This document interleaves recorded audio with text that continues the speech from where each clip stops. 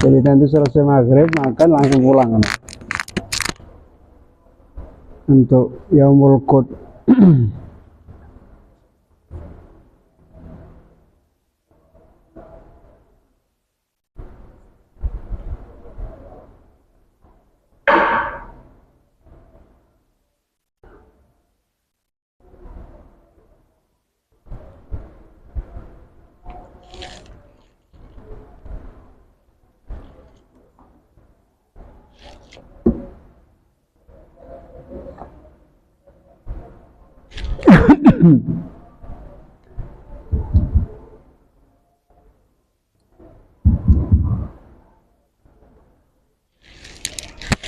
Bismillahirrahmanirrahim. Alhamdulillahirabbil alamin. Wa bihi nasta'in ala umurid dunya waddin. Wassalatu wassalamu ala sayyidil anbiya wal mursalin habibina habibi ilahil alamin Abil Qasimil Mustafa Muhammad. Allahumma salli ala Muhammad wa ali Muhammad. Allahumma salli ala Muhammad wa ali Muhammad. Allahumma salli ala wa ala alihi wa ashabihi al-mayamin. Rabbi shrah li sadri wa yassir li amri wahlul 'uqdatam min lisani yafqahu qawli. Amma ba'd. Pada pertemuan sebelumnya kita berbicara tentang firman Allah Subhanahu wa ta'ala, awalam yaral insanu anna khalaqnahu min nutfatin fa idza huwa hasimun mubin. Pada pertemuan sebelumnya kita jelaskan bahwa Allah Subhanahu wa ta'ala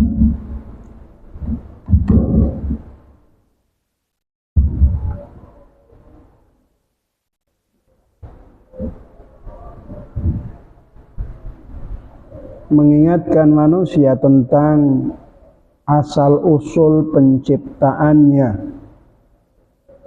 Awalam yaral insanu anna khalaqnahu min nutfatin fa idza huwa hasimun mubin. Allah Subhanahu wa ta'ala mengingatkan tentang penciptaan manusia.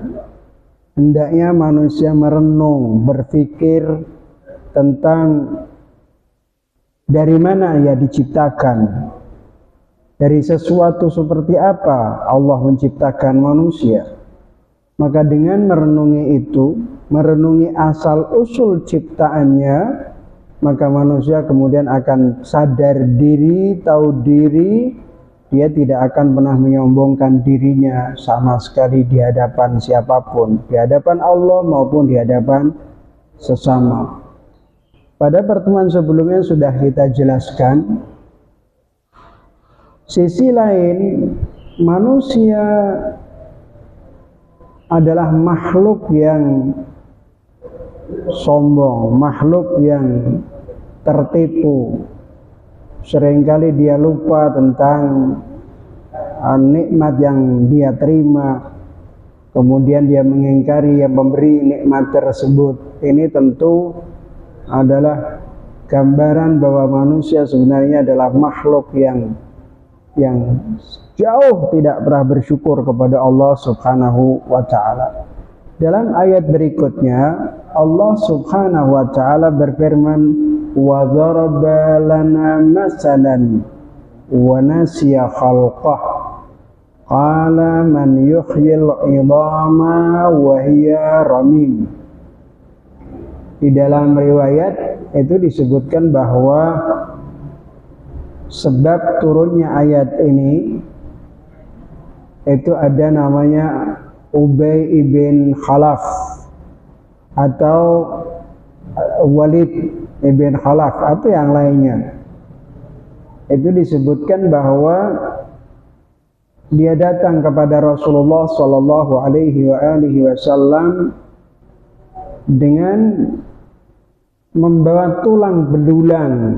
Dia tidak tahu ini tulang apa, tulang binatang apa, manusia ataukah tidak, apakah ini orangnya mati karena kelaparan, ataukah dibunuh, atau karena apa, tidak ngerti dia sama sekali. Tetapi dia melihat ini ada tulang belulang, kemudian diambil, terus dia berpikir, apakah tulang yang semacam ini Tuhan bakal mengembalikan kembali, menghidupkan kembali. Sambil kemudian dibawa, dia bilang, saya menemukan bukti bahwa Tuhan tidak akan pernah mengembalikan sesuatu yang sudah mati. Tulang itu dibawa oleh Ubay bin Khalaf di hadapan Rasulullah Sallallahu Alaihi Wasallam. Kemudian sebagian sambil diremet-remet ini hancur. Tulangnya itu, tulang belulang itu sudah hancur. Kemudian dia datang kepada Rasulullah, ya Muhammad, atarallaha yuhyi hadha ba'da ma qad ramma. Dia bilang, wahai Muhammad, apakah engkau meyakini bahwa Allah Subhanahu wa ta'ala mampu menghidupkan ini setelah dia menjadi debu dan kita sembuh, ditiup itu kemudian hilang? Apakah kau yakini itu? Anda bisa bayangkan orang dia menemukan sebuah tulang dengan tulang belulang yang sudah remuk semacam itu, tiba-tiba dia menganggap ini Tuhan tidak akan pernah bisa menghidupkan kembali. Tidak ada yang namanya tentang hari kebangkitan.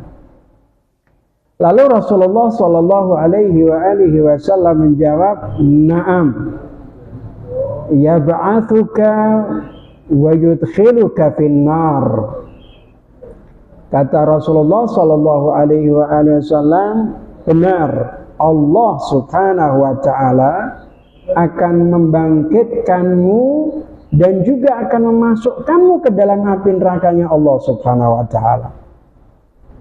Rasulullah Shallallahu Alaihi Wasallam dianggap tidak akan mampu memberikan jawaban setelah melihat sebuah realitas di mana tulang belulang yang sudah rusak ditiup kemudian menjadi debu, mana mungkin Allah akan bisa menghidupkan kembali. Maka turunlah ayat fa'anzalallahu ta'ala, yaitu sebuah ayat di mana tadi disebutkan Qul yuhyihal ladzi ansha'aha awwala marrah, atau di dalam ayat yang lainnya qala man yuhyil idham wa hiya ramim.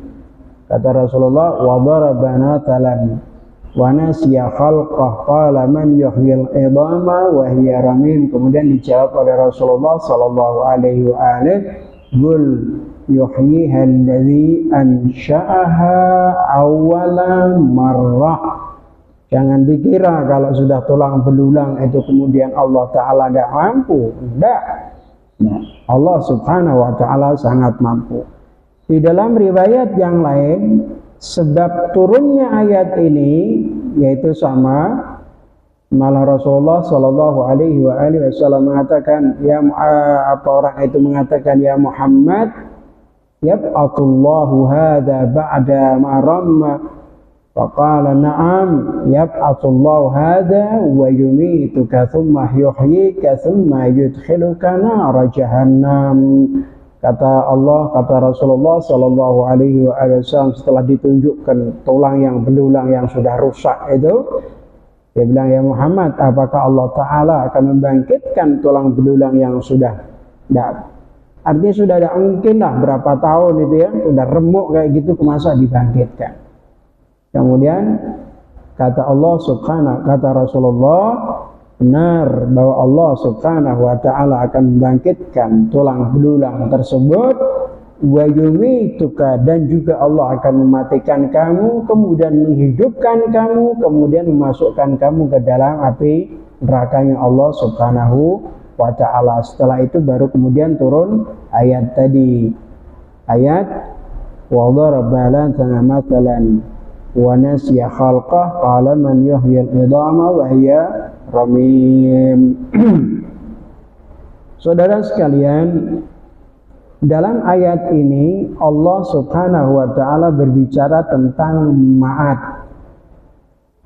Kalau kemarin Allah berbicara tentang awal atau asli penciptaan manusia dan kita diminta untuk merenunginya agar kita bersyukur dan beriman kepada Allah Subhanahu wa taala. Tetapi pada ayat ini adalah berbicara tentang hari ma'ad, yaitu hari kebangkitan. Orang tidak percaya bahwa Allah Subhanahu wa taala kelak akan membangkitkan manusia atau makhluk yang sudah mati. Manusia yang sudah mati ribuan tahun bahkan jutaan tahun, mereka tidak berpikir mana mungkin Allah Subhanahu wa taala bisa menghidupkan kembali. Seperti tadi orang Ubay bin siapa tadi? Nah, ini Ubay bin Khalaf yang menyatakan tidak mungkin. Ya Muhammad, apakah mungkin tulang yang semacam ini kemudian bisa dihidupkan kembali oleh Allah Ta'ala? Saudara sekalian, orang kalau sudah mati seperti kita ini, misalnya umur kita yang sudah mati ratusan tahun, itu maka tubuh kita sudah dimakan oleh berbagai macam binatang. Bahkan bisa jadi tubuh kita ini sudah dimakan oleh binatang, yang kemudian binatang itu dimakan oleh binatang lain, yang kemudian dimakan, kemudian dijadikan sari daripada buah-buahan atau pepohonan.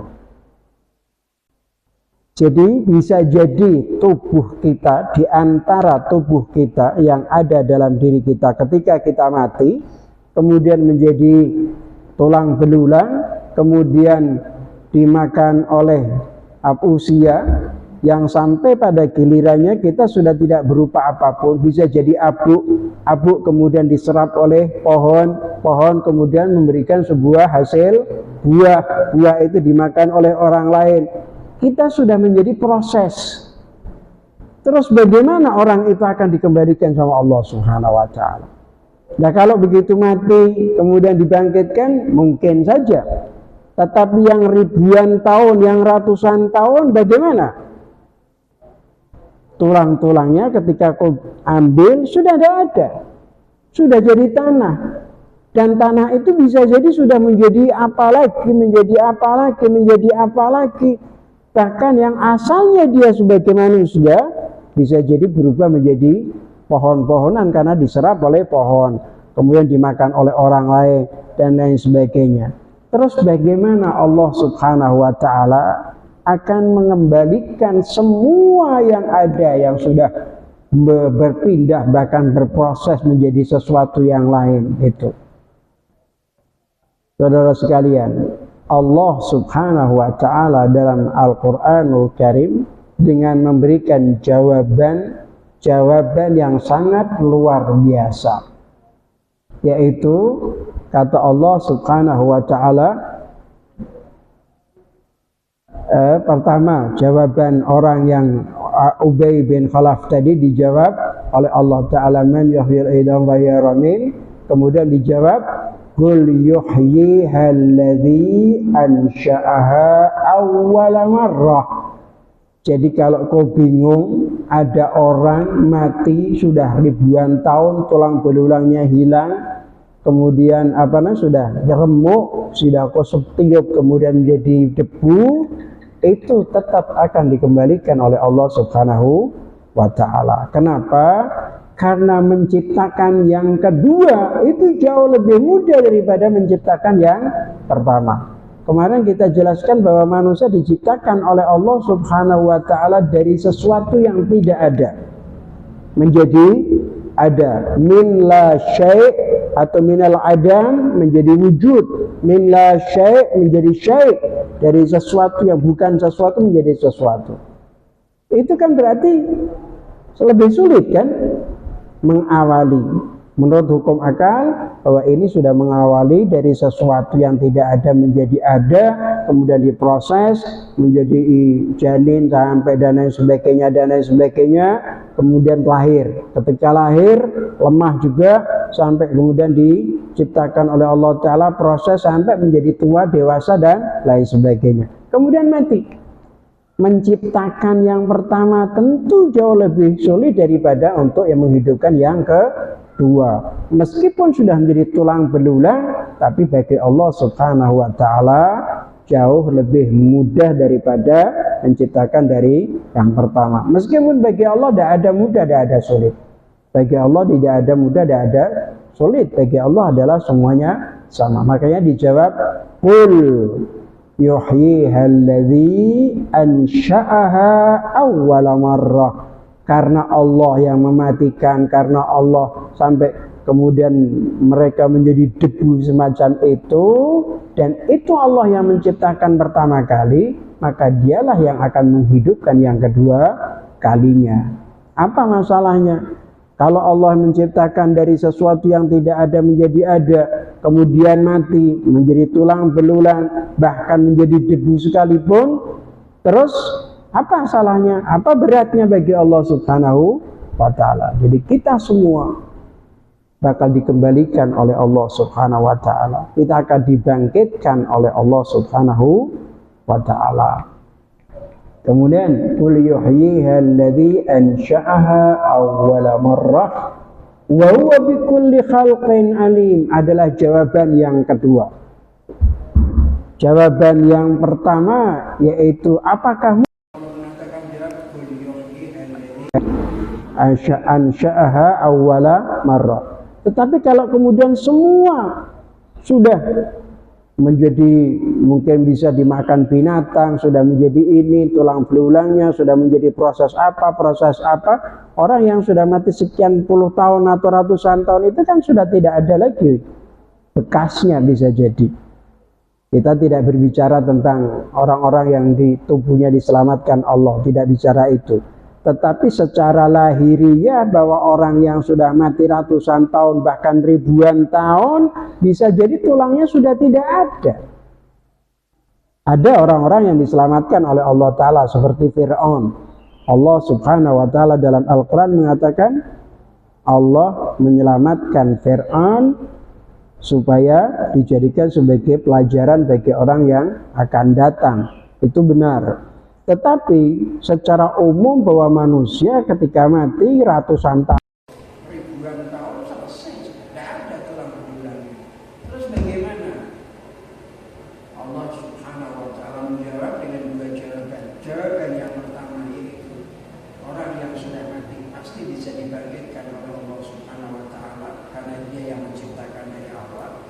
Yang kedua, ketika dia sudah tersebar menjadi binatang ini, menjadi buah ini, menjadi buah ini, mana mungkin Allah Ta'ala bisa tahu itu. Ini fulan, ini medan, yang dagingnya sebagian sudah menjadi kukunya orang misalnya. Ini sebagian sudah menjadi jambu. Berarti kan sudah menjadi zat-zat yang lainnya. Bagaimana menentukan? Kata Allah, jawabannya bahwa bikulli syai'in alim.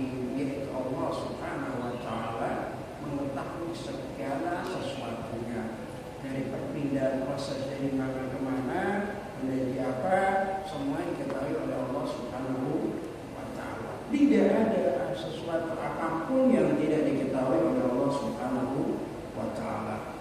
Nah, oleh karena itu jangankan manusia dari benda-benda yang proses kemudian pindah kemana dan sebagainya, hal-hal yang kau sembunyikan pun Allah Subhanahu wa Ta'ala juga tahu. Jadi intinya bahwa orang itu seharusnya dia tidak pernah melupakan bahwa dirinya diciptakan oleh Allah Subhanahu wa Ta'ala dari awal, dari tidak ada menjadi ada, maka kemungkinan bahwa dia akan dibangkitkan oleh Allah Subhanahu wa Ta'ala itu akan terjadi karena memang Allah lah yang menciptakannya. Tidak ada kesulitan bagi Allah Subhanahu wa Ta'ala. Makanya itu tadi disebut qul yuhyiha alladzi ansha'aha awwala marrah. Kemudian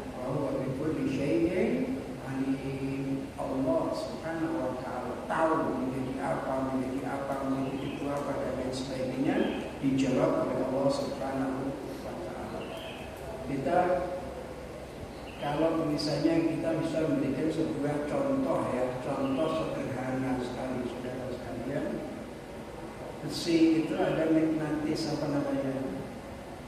Kita sebut apa namanya? Yang bisa menarik besi itu apa namanya? Magnet ya, magnet. Jadi dari magnet itu saja kita bisa mengumpulkan sesuatu yang lainnya, yang tersebar tiba-tiba dengan magnet itu kemudian tertarik dan kemudian kumpul. Manusia pun telah akan dibangkitkan oleh Allah Subhanahu wa Ta'ala dengan cara semacam itu. Dari mana, entah dari mana, sama seperti ketika Allah Subhanahu wa Ta'ala menyuruh Nabi Ibrahim alaihissalam. Ada burung yang dicampur, disembelih, dipotong-potong, kemudian disembelih dulu, kemudian dicampur, dipotong-potong, kalau bunuh sana campur.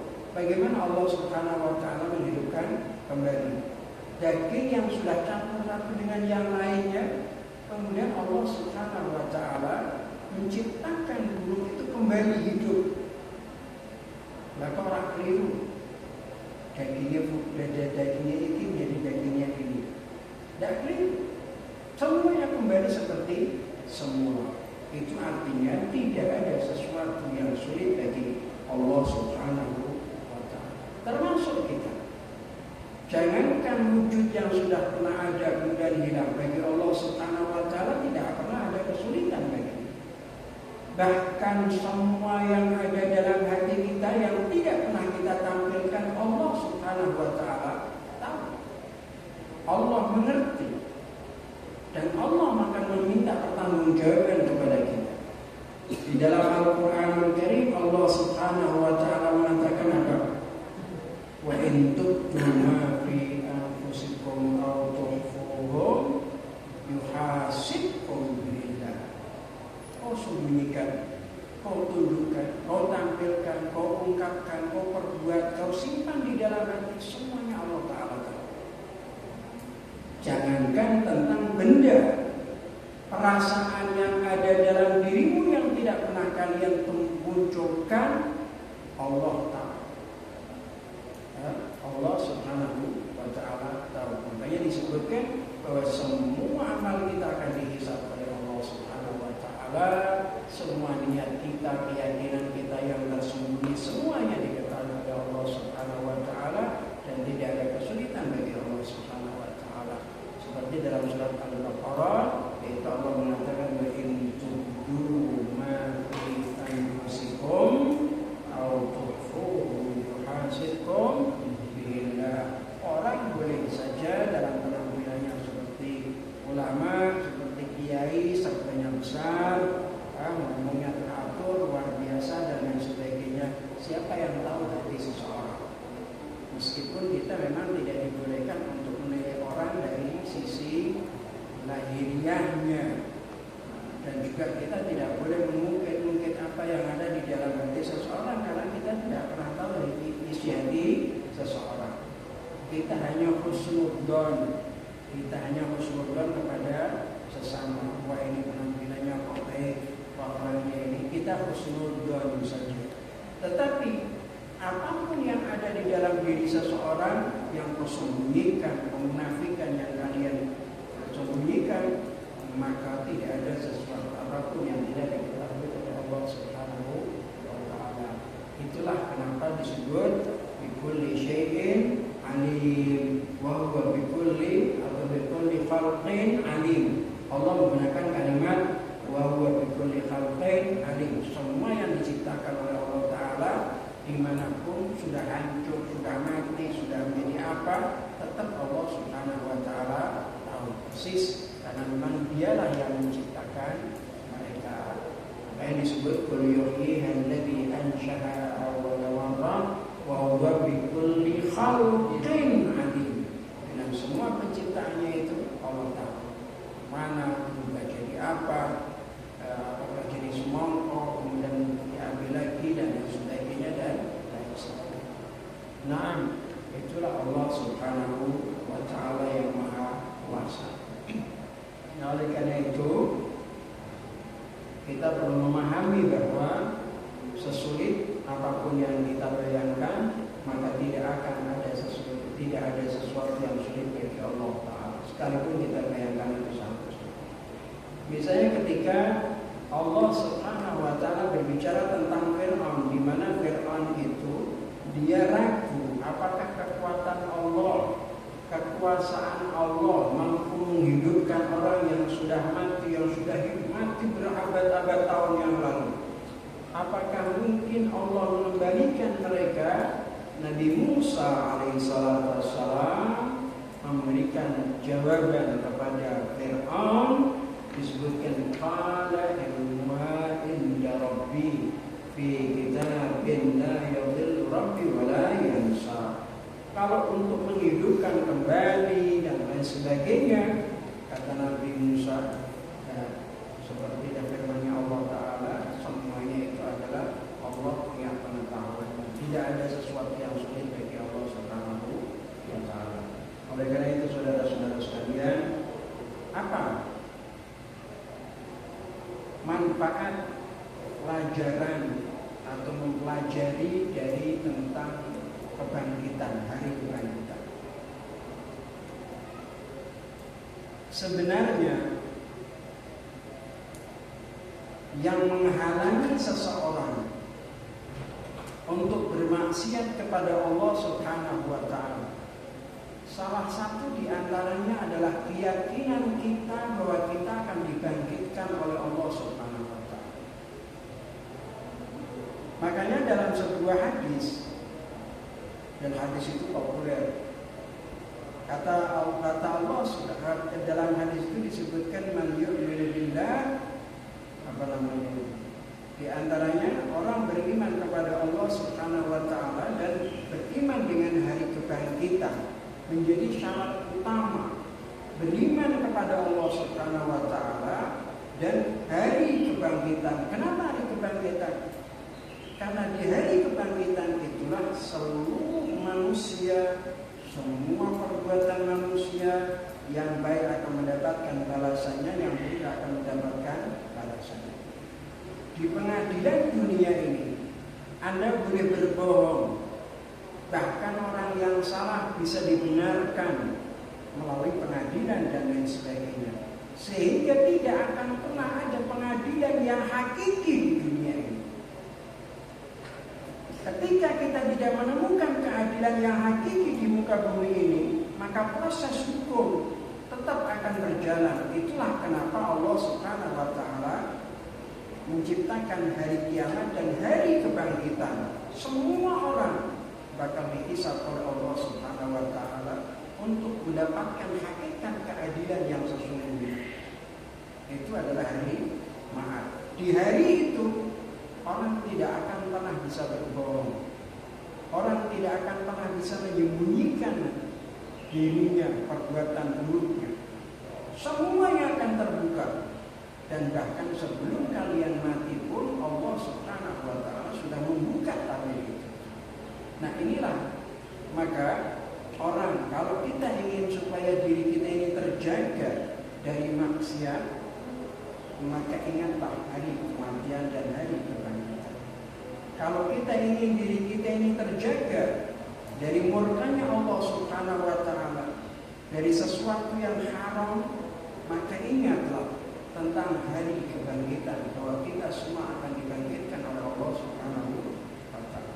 Tidak ada sesuatu apapun yang semuanya yang kita lakukan itu kecuali kita akan dibangkitkan oleh Allah Subhanahu wa Ta'ala. Nah, oleh karena itu saudara-saudara sekalian, sebenarnya yang membuat orang itu bermaksiat kepada Allah, tidak menyembah kepada Allah Subhanahu wa Ta'ala, dikarenakan mereka tidak mengimani tentang hari kebangkitan. Kalaupun mereka mengimani hari kebangkitan tetapi tetap bermaksiat kepada Allah Subhanahu wa Ta'ala, ketahuilah keimanannya dan keyakinannya itu tidak masuk ke dalam hatinya, bukan menjadi bagian keyakinan, tapi sekedar kepercayaan.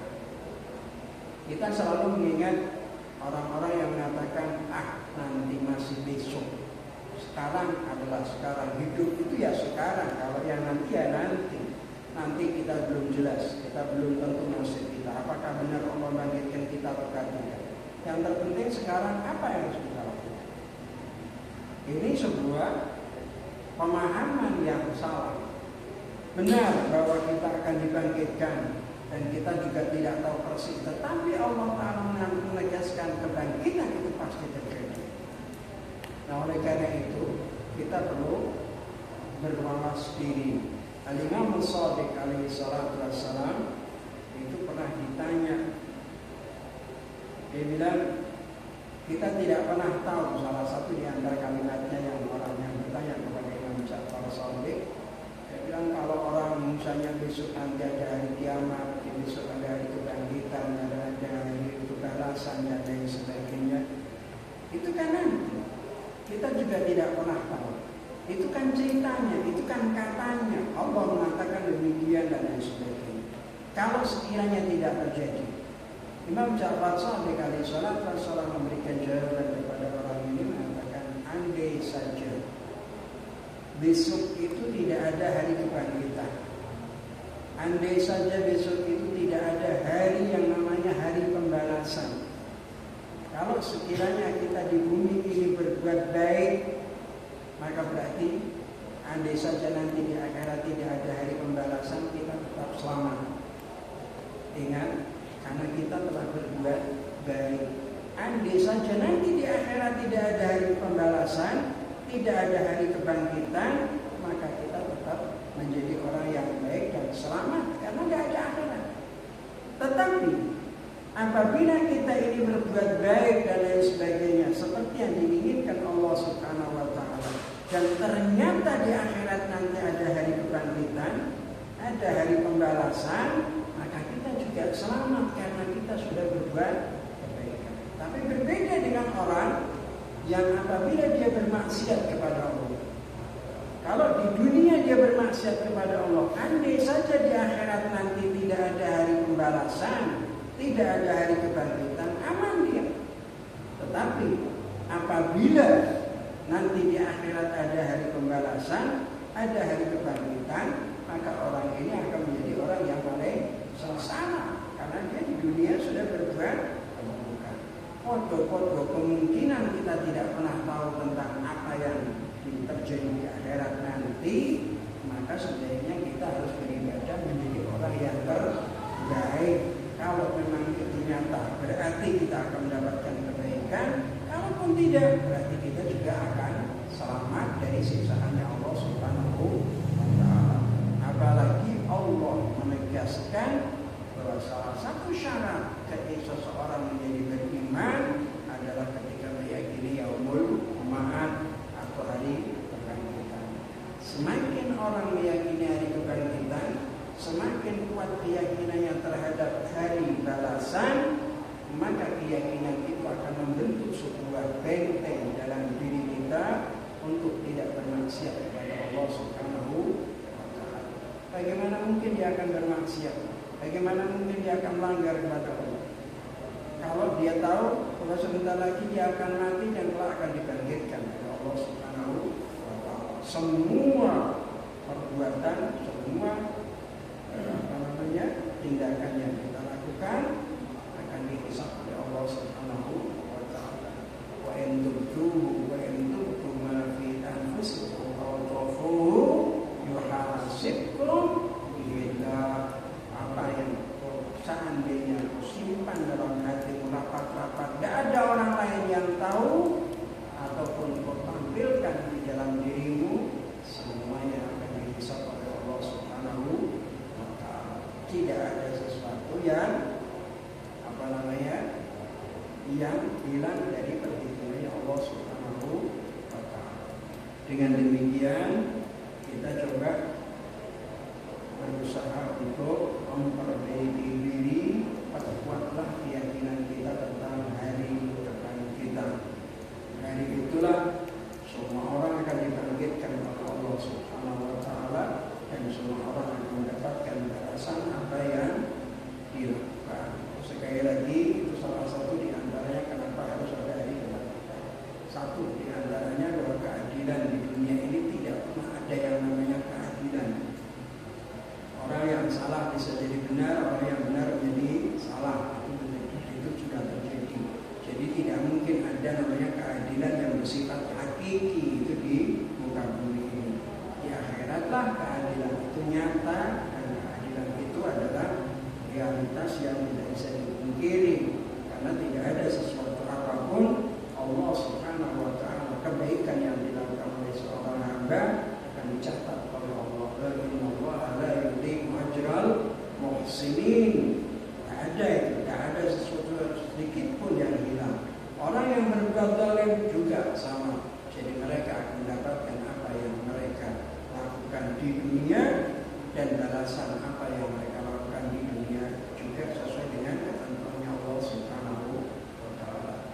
Nah, oleh itulah kenapa Allah taala mengadakan yang dinamakan dengan Yaumul Akhir atau hari kebangkitan Yaumul Ma'ad.